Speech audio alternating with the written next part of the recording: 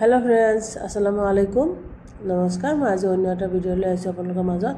আজি নো কি বনাইছো তাকে আপোনালোকৰ লগত শেয়াৰ কৰিম আজি মই চিকেন জি বনাইছো তাৰ কাৰণে মই 1 কেজি মান চিকেন লৈ লৈছো কাটি বাছি ধুই লৈছো আৰু ইয়াতে মই আধা টিস্পুন হালদি গুড়ি আধা টিস্পুন জলকীয়া গুড়ি আধা টিস্পুন জিৰা গুড়ি ধনিয়া গুড়ি আৰু টেষ্ট অনুযায়ী নিমখ দিছো আৰু মই ইয়াত 1 চামুচ দৈ দি পেলাই এখিনি ভালকৈ হানি মই মেৰিনেট কৰি থম আধা ঘণ্টা 20 মিনিটৰ কাৰণে মই ইয়াত কিন্তু আদা নহৰু পেষ্টটো দিয়া নাই কাৰণ আদা নহৰু এখিনি মই যেটো ফ্ৰাই কৰি লোৱাৰ কাৰণে আদা নহৰু পেষ্ট দিলে অলপ পুৰা নিচিনা হৈ যায় জ্বলা নিচিনা হৈ যায় মই এই কাৰণে ইয়াত নিদু কিন্তু মই গ্ৰেভিত দিম এখিনি মই ভালকৈ হানি লৈছো দেখাই পাইছে এতিয়া মই এখিনি 15-20 মিনিটৰ কাৰণে থৈ দিম বা আধা ঘণ্টা যাৰ সময় থাকে বেছি সময় ৰাখিলেও কোনো কথা নাই আৰু যাৰ সময় না থাকে 15-20 মিনিটে যথেষ্ট আৰু মই ইয়াত দেখিছে টমেটো কাটি লৈছো আৰু পিয়াজ মানে বিলাহী আৰু পিয়াজ বিলাহী মই ডাঙৰ সাইজৰ দুটা লৈছো পিয়াজ মই দুটা লৈছো আৰু মই দেখিছে কেৰাহীত তেল দি দিছো দি পেলাই মই চিকেনখিনি ইয়াতে ফ্ৰাই কৰি লম চিকেনখিনি একদম কুলাকৈ ফ্ৰাই কৰিব নালাগে জাস্ট অলপ হিজাকৈ ফ্ৰাই কৰি ললে হল একদম কুলা খৰখৰীয়া কৰিব নালাগে আৰু মই ইয়াতে এটা কথা কওঁ যেতিয়া মেৰিনেশন কৰা হৈছিল চিকেনখিনি আপোনালোকে অকমান খোৱা সোডা দিব পাৰে তেতিয়া কি হয় একদম চিকেনটো একদম সফট হয় আৰু খুব ধুনীয়া কৰি হিজে আৰু খুব জুচি হয় মই কিন্তু এক চিকুট বেকিং সোডাটো দিছিলো কিন্তু মই এটো স্কিপ হৈ গল দেখাব পৰা নাই কাৰণ মই কৈ দিছো নিদিলেও কোনো কথা নাই কিন্তু দি ললে ভাল লাগে বহুত ভাল হয় বস্তুটো হিজা একদম পটকৈ হিজে এতিয়া মই দেখিছে একদম কুলা কৰি পেলোৱা নাই জাস্ট লাইট ব্ৰাউন কৰি পেলাই মই ভাখিনি ভাজি লৈছো এনেকৈ মই গুটেখিনি চিকেন ভাজি লম একদম সিম্পল আৰু ইজি প্ৰসেস মই আকৌ কম সদায় কও যে মোৰ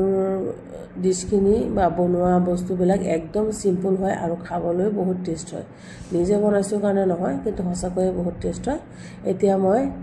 বেলেগ এটা কেৰাহী পাতি লৈছো কাৰণ এইটো কেৰাহীত এই দেখাই পাইছে চিকেনখিনি ভাজাৰ লগে আদা নহৰু পেষ্ট দিয়া নাই যদিও তলত অলপ লাগি গৈছে কাৰণ চিকেনৰ পৰা যেটো পানী ওলাই পানীটো শুকাই যায় কাৰণে এই গেটখিনি তলত পৰি যায় লাগি যায় ইয়াৰে কেৰাহীটো চেঞ্জ কৰি দিব লাগে হয় মই কেৰাহীটো চেঞ্জ কৰি কিন্তু তেলখিনি হেখিনি ইউজ কৰিছো মই আৰু বেলেগ দিয়া নাই তেল আৰু মই সদায় মাষ্টাৰ্ড অইল ইউজ কৰো সৰিয়হৰ তেল বিলাহী আৰু পিয়াজখিনি খুব ধুনীয়াকৈ ভুনা হৈছে দেখাই পাইছে তেল ওপৰত উঠিছে এতিয়া মই ইয়াতে তেজপাত এটা সৰুকৈ কাটি পেলাই দি দিছো আৰু 3-4টা মান ইলাচি আদা নহৰু পেষ্ট আৰু জলকীয়া গুড়ি হালদি গুড়ি জিৰা গুড়ি ধনিয়া আৰু টেষ্ট অনুযায়ী তো গ্ৰেভি কাৰণে নিমখ দিবই লাগিব যিখিনি নিমখ লাগে মই নিমখ দি দিছো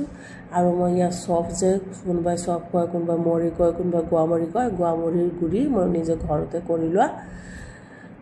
আৰু ইয়া অলপ গোলমৰিচৰ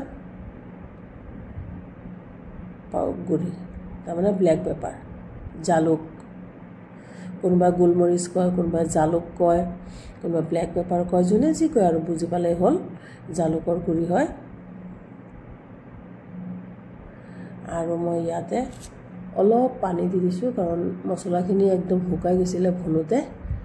খৰখৰীয়া নিচিনা হৈ গৈছিলে কাৰণ মই অলপ ইয়াত পানী দি দিছো পানী দি পেলাই মই এতিয়া চিকেনখিনি ইয়াতে দি দিম চিকেনখিনি যেহেতু ভাজাই আছে হিজাই আছে ইমান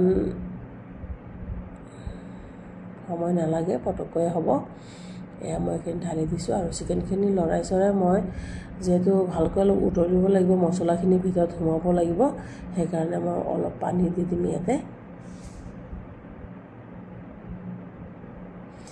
আপোনালোকে এনেকৈ বনাই চাব নিশ্চয় ভাল পাব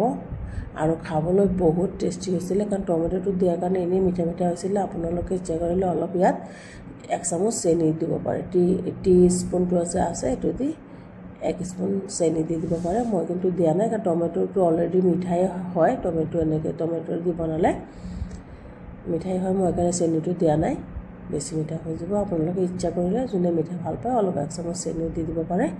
এয়া ভালকৈ উতলিছে আৰু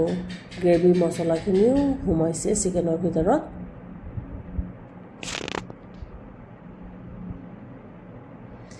ইয়াতে আপোনালোকে কচুৰি মেথি থাকিলে অলপ মোহাৰি পেলাই দি দিব মোৰ আছে যদিও মই দিয়া নাই আজি মই কাৰণ মই ধনিয়া পাত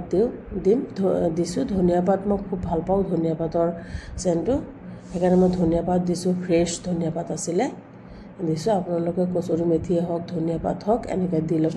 আৰু লাষ্টত ফ্ৰেছ ক্ৰীমটো আছে যে ফ্ৰেছ ক্ৰীম অলপ দি দিলে এইখিনি বনোৱা কমপ্লিটে হৈ যাব আৰু মই আকৌ কৈছোঁ ভিডিঅ'টো যদি ইয়াতে ভাল লাগে লাইক শ্বেয়াৰ কমেণ্ট কৰিব ছাবস্ক্ৰাইব কৰিব আপোনালোকৰ কমেণ্টবিলাক পালে খুব ভাল লাগে এয়া মই অলপ ফ্ৰেছ ক্ৰীম দি দিছোঁ আমুলৰ ফ্ৰেছ ক্ৰীম হয়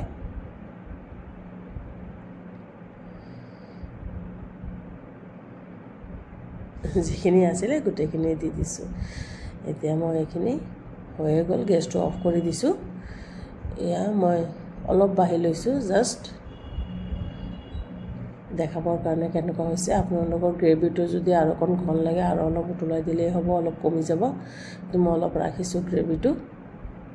জোলটো মানে অকণমান ৰাখিছোঁ পাতলা কৰি খাবলৈ খুবেই টেষ্ট হৈছিলে ভিডিঅ'টো চোৱাৰ কাৰণে বহুত বহুত বহুত ধন্যবাদ আজিলৈ আহিছোঁ থেংক ইউ